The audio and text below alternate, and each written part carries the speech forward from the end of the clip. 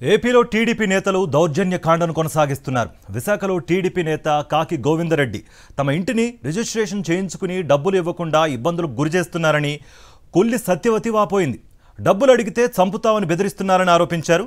తమకు రావాల్సిన డబ్బులు అడిగితే గోవిందరెడ్డి దాడి చేశారని బాధిత మహిళ ఆవేదన వ్యక్తం చేసింది.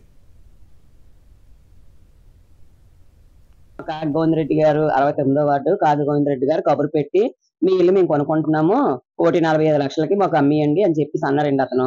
అయితే మరి 1,45,00,000కి అమ్మేయమంటున్నారండి, మరి అప్పులకి అందరికీ మీరు సమాధానం చెప్పండి, చెప్తేనే మేము ఇల్లు రీఛేంజ్ చేస్తామండి అని చెప్పామండి. చెప్తే వాళ్ళ ఇంటికి అతను పిలిచి మీరు ఇక్కడే ఉండిపోండి, ఈ రోజు నైట్కి నేను పేపర్లు ఎట్టించేసి మీ డబ్బులు మీకు సెటిల్మెంట్ నేను అప్పులకి అందరికీ సెటిల్మెంట్ చేసేస్తాను అని చెప్పి అతనేమో రిజిస్ట్రేషన్ చేయించేసుకున్నాడు. ఒక రోజు నైట్ ఇంట్లో బంధించి మమ్మల్ని మా కాగితాలు కూడా మాకు ఏటనేది పేపర్ చదవకుండా, పురాణాలు కూడా ఏటేటనేది కూడా మాకు చెప్పకుండా సంతకాలు చేయించుకున్నాడండి. మా ఆయన చింద నా చింద కూడా రిజిస్ట్రేషన్ చేయించుకున్న రోజు కూడా మాకు అక్కడికి వచ్చి డబ్బులు ఇచ్చేసామని మాకు చెప్పమన్నాడండి.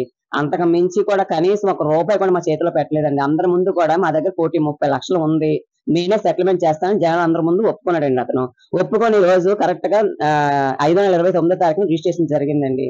మళ్ళీ 6వ నెల 29వ తారీఖు నెల అయిపోయింది. ఇప్పుడు వచ్చి ఇంకా డబ్బులు ఇవ్వడం లేదండి. ఊరందరినీ మళ్ళీ మా అమ్మాళ్ళ ఇంటికి వాళ్ళ అమ్మ ఇంటి దగ్గర ఉన్నారు, వెళ్ళండి అక్కడికి వెళ్ళి డబ్బులు అడగండి అని చెప్పేసి జగన్ అందరినీ మా అమ్మ ఇంటికి పంపిస్తాడండి. ఆ హెరాస్మెంట్ తట్టుకోలేక నేను డబ్బులు అడిగామని నిన్న ఇంటికి వెళ్ళానండి. నేను వెళ్ళి ఏంటి మా డబ్బులు మాకు ఇచ్చేయండి, లేదంటే ఇల్లైనా మాకు రిజిస్ట్రేషన్ చేయించేయండి, మా డబ్బులు మేము సెటిల్మెంట్ చేసుకుంటాం, నేను ఈ టార్చర్ భరాయించలేకపోతున్నానని చెప్పేసి నేను అడిగానండి. అడిగితే నువ్వు ఎవరితో ఎక్కడి నుంచి వచ్చావే, నువ్వు డబ్బులు అడగడానికి అని చెప్పి లాగిపోయి గోమే కొట్టాడండి.